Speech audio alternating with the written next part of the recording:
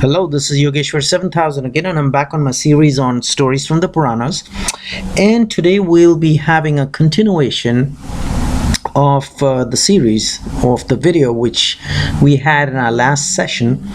And just to give you a quick recap, in the earlier 5 or 6 videos from the stories from the Puranas series, we were discussing a situation where King Janamejaya, who is the direct descendant of the Pandavas, he was discussing with Vyasa, and he had questions about the universe, the mysteries of the universe, who's the highest god, and how should we worship the gods, which god to worship, and who are Shiva, who are the Trinity, basically Shiva, Vishnu, and Brahma.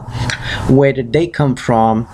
Who came first? Are they also subject to the rules of mortality, just like normal human beings, so on and so forth?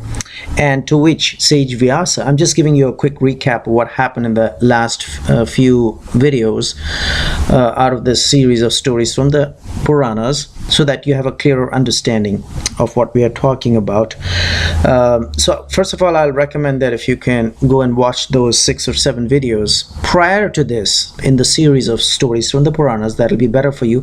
Not that you cannot watch this independently, but it'll make a little more sense to you if you follow what had been happening in the last 6 or 7 videos. But I'll give you a quick recap. Like I said, King Janamejaya, who was the direct descendant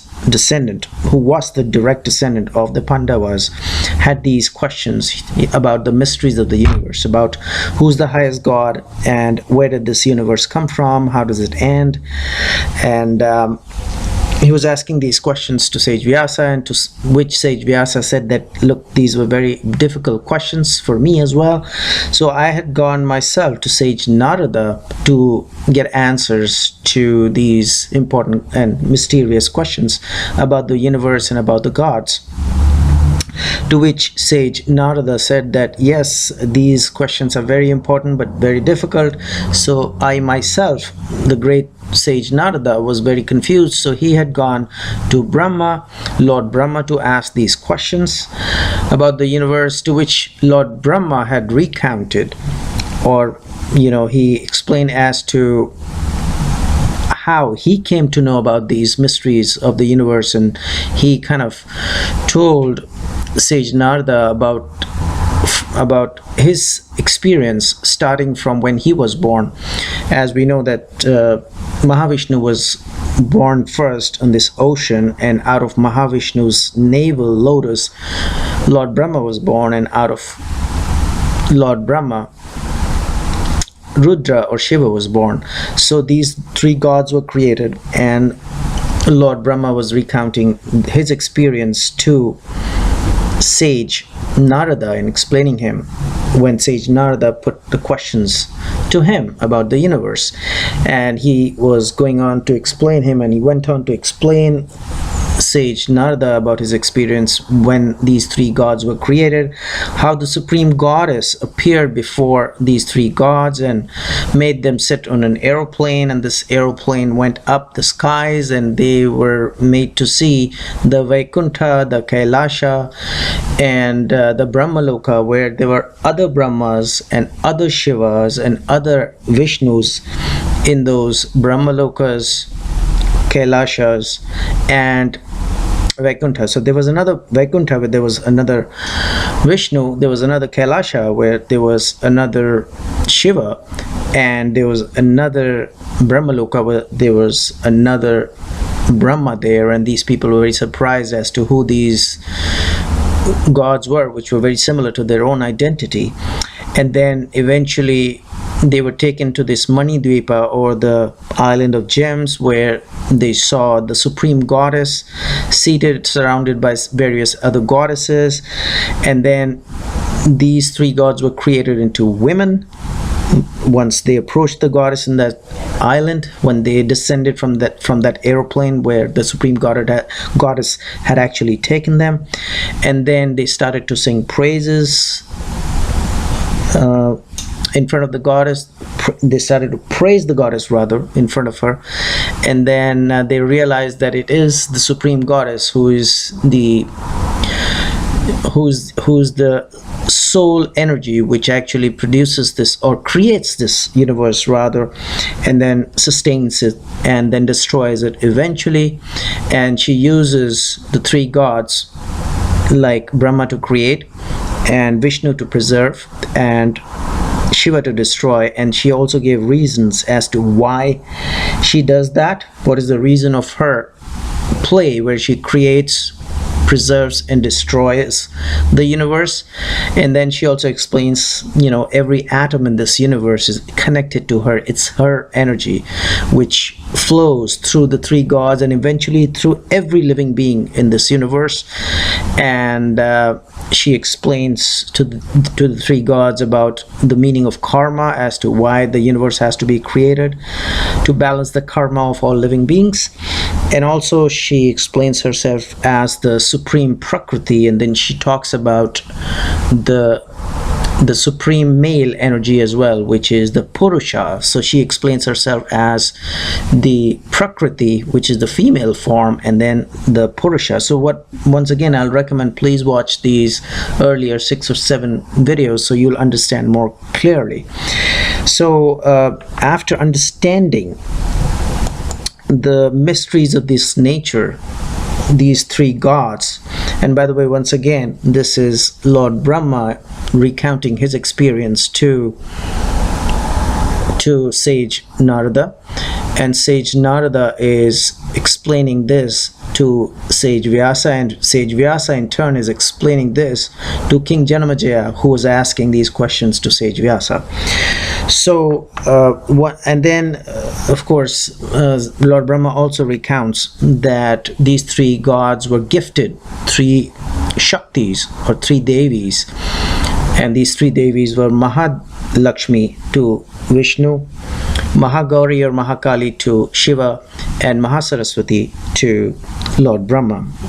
And then after understanding the mysteries of the universe from the supreme goddess, these 3 gods were told by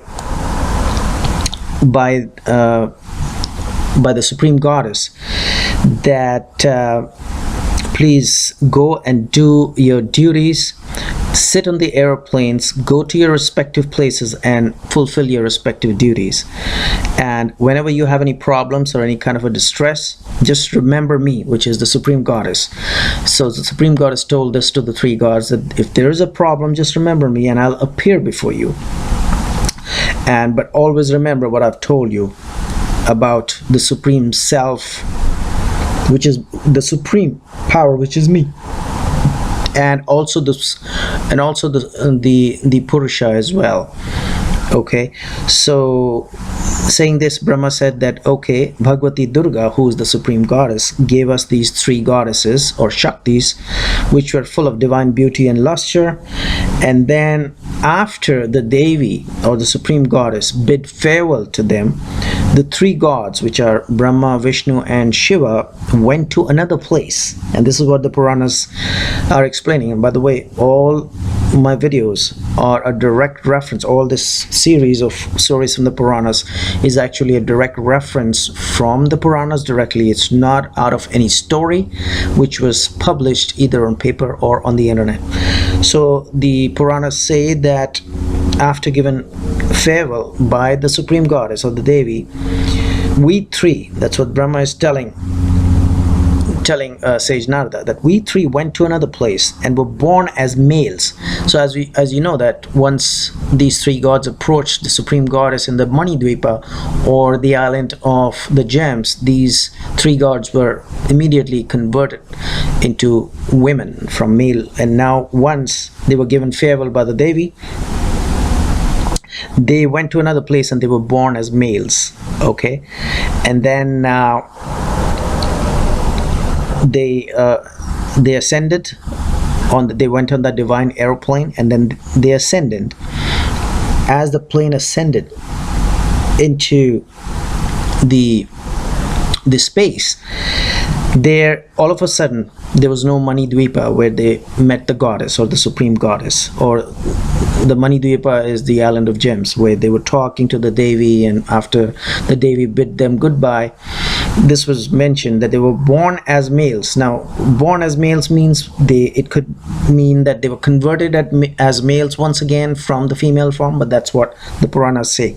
They were born as males, and then the airplane took them high up into the skies, into the space, and when they ascended, they saw no Mani Dvipa, or the island of gems, where they were talking to the goddess, and there was no ocean of nectar as well. Except their airplane, they did not see anything. So then the airplane reached the vast ocean, where we all know that it's Vishnu who killed the two Daityas, or the demons, called Madhu and Kaitaba, in the great ocean. And then once again, the same ocean he is referring to, Lord Brahma is referring to the same ocean where Lord Brahma was born from the navel lotus of Mahavishnu or Vishnu. Okay, so this is what happened in the whole cycle of events, so as to say, when the universe was created, and how the three gods met with the Devi, or the supreme goddess, who took them up into the skies, and then they were converted into females, and then back into males, where the Devi had already disappeared at that point, and then they came down to the same ocean, and it's there where Lord Vishnu, or Mahavishnu, whatever you like to call him, killed the two great demons, Madhu and Kaitaba, who were bringing fear into the heart of Lord Brahma. So this is a little reference to how everything happened. And then Brahma was telling sage Narada that when we three, which is me, Vishnu and Mahadeva, we saw the goddess, and we also saw separately the attendant goddesses, one after the other in that form, and we were extremely delighted to see the goddess and the attendant goddesses as well, one after the other. That's what they're saying. And to which Vyasa asked sage Narada here. So it's kind of can get confusing, because it's coming from the cycle. Brahma is telling Narada, and Narada is telling Vyasa, and Vyasa is telling Janamejaya. So that's what Vyasa is telling the king, that Narada, who is the greatest of the munis, or the rishis, when he heard from Lord Brahma about his experience, he was exceedingly pleased. And once again, sage Narada asked Lord Brahma, O grandsire of the lokas, so he is considered the grandfather, or the grand person of all the lokas, please explain once again to me, because there's something which is still not clear to us about the eternal Purusha. As we know that the supreme goddess is the eternal Prakriti, but there is an eternal Purusha also, or the male figure, or the male energy, which she had discussed briefly in her conversation with the three gods. So Narada is asking Lord Brahma that please explain us about that indestructible energy or entity, the eternal Purusha, or the male form, that is free from the female qualities, which is referred to as Prakritic qualities, that you have seen and realized. So that's what Brahma was being asked by sage Narada. And sage Narada says again, well, Lord Brahma, you have seen the Shakti, which is the energy, and the supreme goddess, who's having hands, who's having feet, who's having a body, but we do not still understand what kind of a nirguna Shakti, or that unseen male energy, is there, which is devoid of all the female Prakritic qualities, okay, which is represented through the supreme goddess of the Devi. Okay, I hope I'm making myself clear here. So it's just that sage Narada is asking this question. You've explained this question to Lord Brahma, that look, you've explained me and I'm thankful to you about the Supreme Goddess and the mysteries of the universe. But what Supreme Goddess mentioned about that male energy, okay, that Nirguna Shakti, which is free from the female energy, which is the Prakritic energy, which is the female form, this male energy. Please explain us something about that male energy also, the eternal Purusha as it's called in Sanskrit, okay? And Sage Narada says that I've practiced severe austerities so that I might see that highest Nirguna Shakti, which is not seen, and the Supreme Goddess as well. And in the desire of seeing the Supreme Goddess, and also in the desire of seeing the other high-class spiritual person. So that's what Sage Narada is telling Lord Brahma, that I myself has done a lot of austerities and spiritual practices to see the goddess, and also the male Purusha energy, or the eternal Purusha as it's called. And I did see in my meditation high-class spiritual persons who attained supernatural powers, and but I did not see anything about the Nirguna highest self, which is the Purusha, eternal Purusha. And I was disappointed again and again, and I continued with my spiritual practices, but I still failed. So Sage Narada is saying, Father, Lord Brahma, you have been very successful to see the beautiful Shakti, which is the Supreme Goddess with her qualities, which I have not been able to see. All I could see was, the high-class spiritual persons, and also people who have attained supernatural powers. But I couldn't reach to that point where, through my austerities and meditation, I could see the Shakti, or the Supreme Goddess, and also know about that Supreme Self, or the eternal Purusha, which is invisible. So Sage Narada is saying, please, please, please explain all of this and satisfy my desires, and so that this knowledge stays in my heart. So this is what Vyasa is telling, King Janamejaya, that this question was asked by Narada to the Lord of creation, which is Lord Brahma. And Lord Brahma replied to Lord Brahma replied to Sage Narada, saying that, oh, the greatest of the Munis, which is Lord Narada, we know that he's the highest Muni, or the highest Rishi, because he's a Deva Rishi, the Rishi of the gods. The form of Nirguna Purusha, so he's explaining, Lord Brahma is explaining about the Nirguna Purusha, the supreme male energy which cannot be seen. For everything that comes within the range of sight is that it is an eternal spirit, and he has become visible as well. But this male energy, or this Nirguna Purusha, which is not to be seen, can be seen not very easily. Okay, because this is beyond the range of knowledge. He says that through knowledge you can see everything, but this male energy, or the Nirguna Purusha, can become visible, but it's not easy to see that male energy, because he is beyond the range of knowledge. Okay,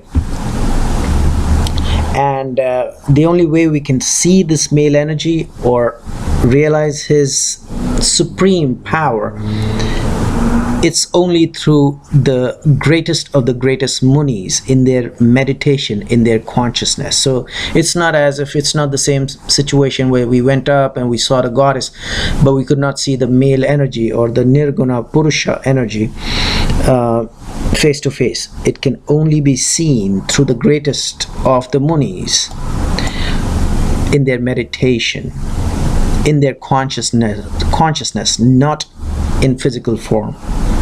Okay, this is what Lord Brahma is explaining, Sage Narada.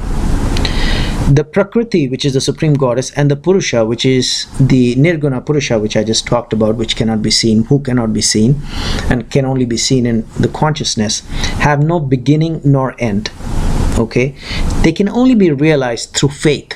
So one very important thing which is coming from the Puranas is faith. You know, a lot of people question the authenticity and the truth behind the Puranas, and this is what has been mentioned in the Puranas, that you can realize the supreme goddess or the supreme energy and the Nirguna Purusha, or the male energy which cannot even be seen in physical form, only through faith. So faith is very, very important, because that's what Narada was being told by Lord Brahma, that people who do not have faith can never realize both the Prakriti and Purusha. Okay, Prakriti of course can be realized in the physical form which they saw, but Purusha can only be realized in the consciousness. But both cannot be realized unless there is firm faith, you know, undaunting faith. And Sage Narada was told by Lord Brahma once again that the universal there's a universal consciousness which is felt in all the being. Okay, that consciousness is what is connected to the highest self. Okay, the Purusha and Prakriti, which is the male energy and the female energy, they exist everywhere in all the things in the universe, and nothing can exist without the presence of both of them. Okay, so in every atom of this universe there is the male energy and the female energy, and they can only be realized through faith. And of course, like I mentioned once again, Prakriti or the female energy was seen by the three gods in the physical form, but Purusha cannot even be seen in the physical form. That can only be realized through supreme consciousness. Okay, both of them are the highest intelligent self, and they are Nirguna. Nirguna is actually meaning free from all material qualities. Okay, it's only spiritual, no material qualities, and they are extremely pure. Not even a tinge of impurity lies in these both, Purusha and Prakriti, which is the male and the female form. Okay, Shakti is the highest energy, and the highest energy is Shakti. So they are both, you know, each to themselves, and nobody can find out the difference, because the difference is so subtle between the highest self and the highest Shakti, or the highest consciousness and the supreme goddess, something like that. Okay, if I were to explain it, the Shakti and the highest self. So there's only a very subtle difference, and that's what the goddess had told the three gods. If you refer to my earlier video, this video just before this, if you refer to that, you'll know that the goddess is trying to explain the Purusha and the Prakriti are same, but there's only a subtle difference between these two. And these two energies, which is the male energy and the female energy, which is the Purusha and the Prakriti, both are there in every atom of the universe. Nothing can exist without the presence of both of them. Okay, now also Lord Brahma is saying just merely the study of the Vedas and the Shastras and the religious scriptures will not give you the power to ascertain the difference between these two, this knowledge, to find out the subtle difference which exists between the male and the female energy. And he also says that in this whole universe, anything which is moving and non-moving comes out of Ahankara. So Ahankara is the first bija, or the seed, out of which everything comes out. And what is Ahankara in English? Ahankara is a Sanskrit word for ego. Okay, so the ego is the seed of everything. Okay, and unless one frees himself from ego or Ahankara, he cannot ascertain the difference between the subtle difference between the Shakti and the highest self, which is the Purusha, the female form and the male form. Okay, so that's what Lord Brahma is trying to explain to Sage Narada, and of course Sage Narada has told this to Sage Vyasa, and Sage Vyasa is telling this to King Janamejaya. Okay, and then Lord Brahma goes on to explain to Sage Narada that the hearts of jivas, or the living beings, are overpowered with material qualities, okay?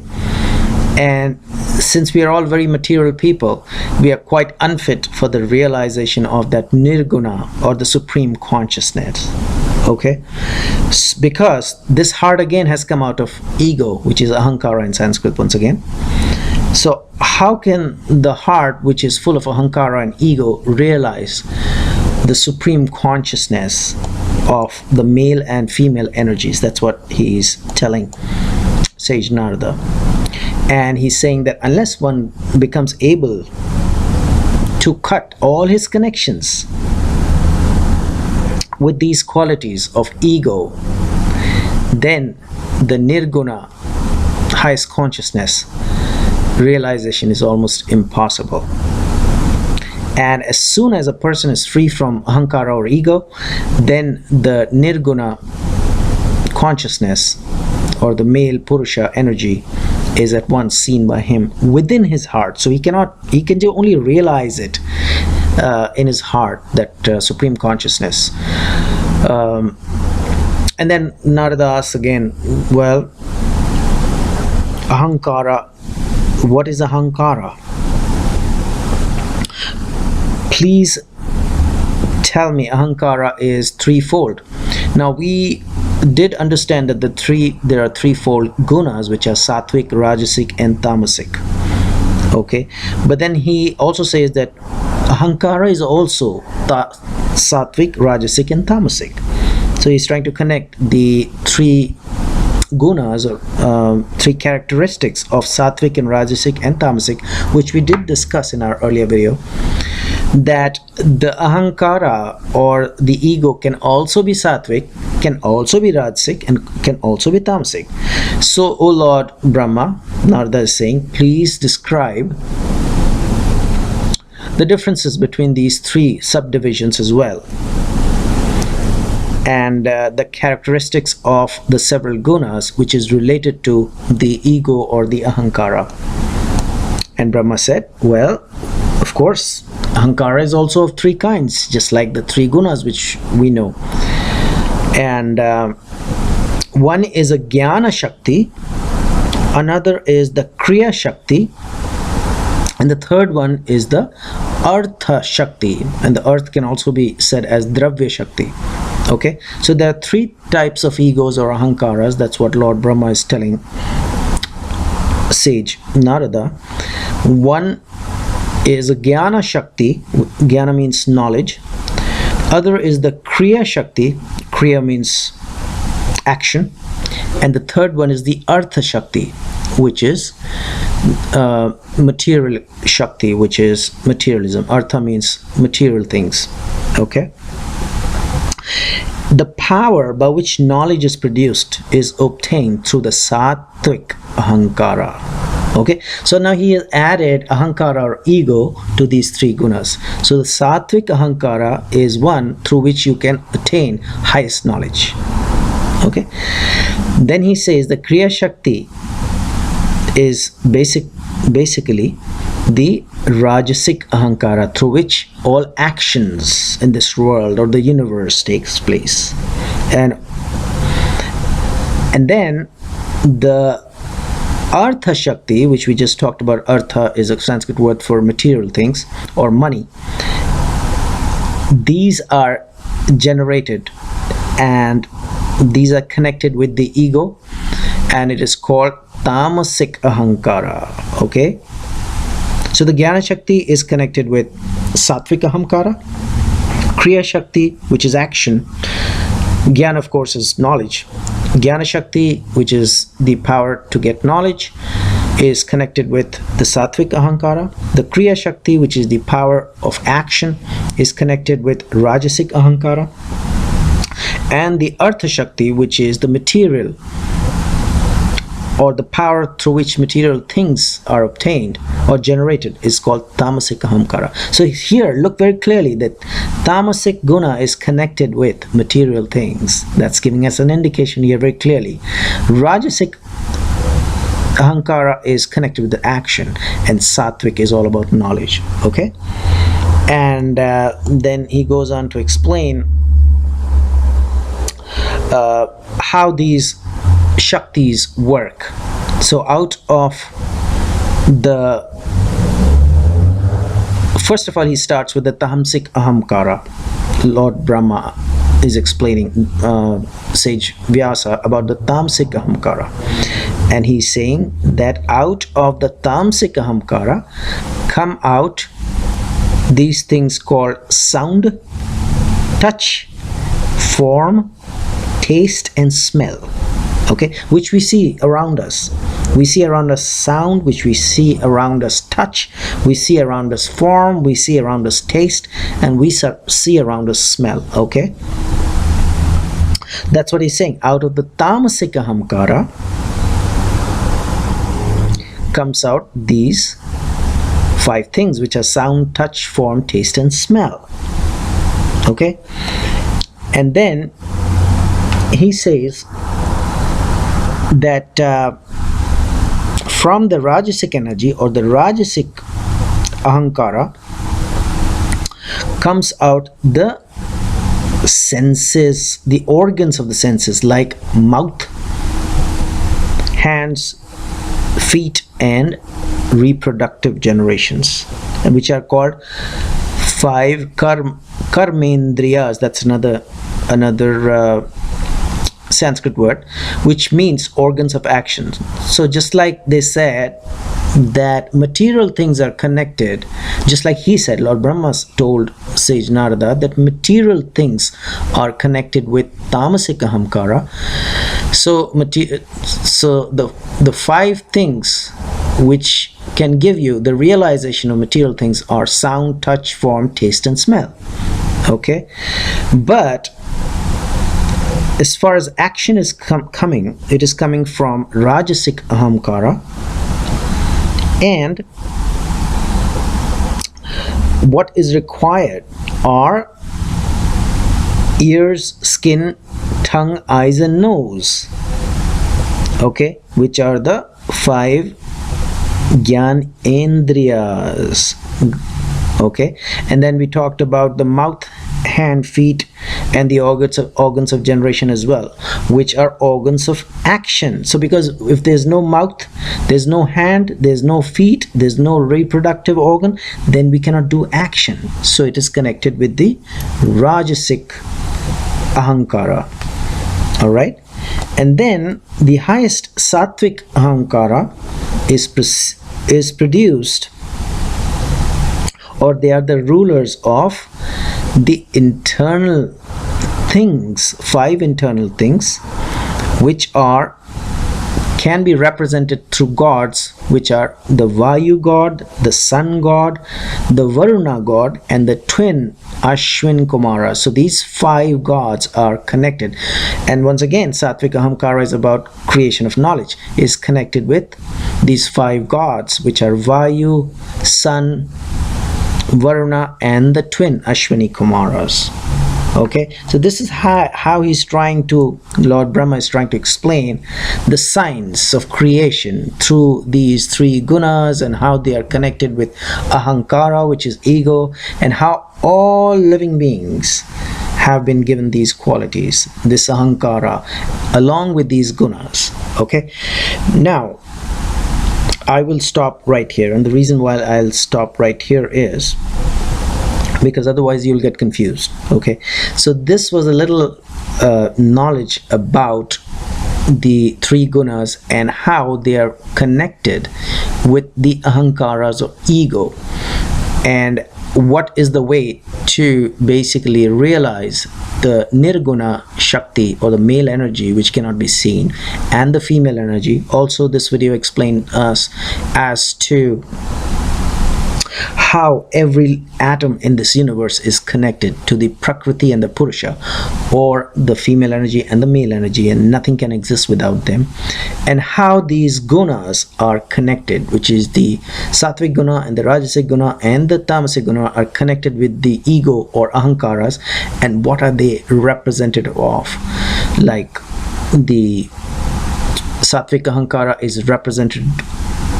representative or represented of knowledge, and it is connected with the rulers of knowledge, which are Vayu, Sun. Vayu means the god Vayu, god Sun, god Varuna, and the twins Ashwin Kumaras. And how the Rajasic Ahankara is connected with the organs of senses, which in Sanskrit is called Gyanendriyas, and also with 5 Karmendriyas, the organs of action, because Rajasic energy is all about action. If there's no action, there's no creation. So Sattvic is about knowledge, represented through these 5 gods.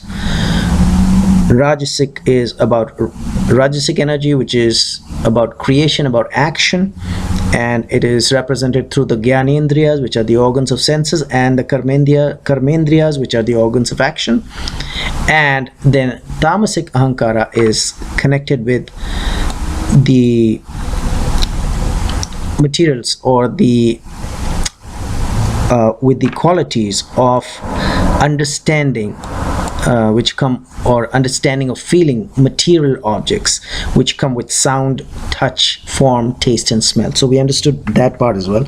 And like I said, I'm not going to go further and confuse you, but you have an idea of what was being explained by Lord Brahma to Sage Narada, and Sage Narada once again has explained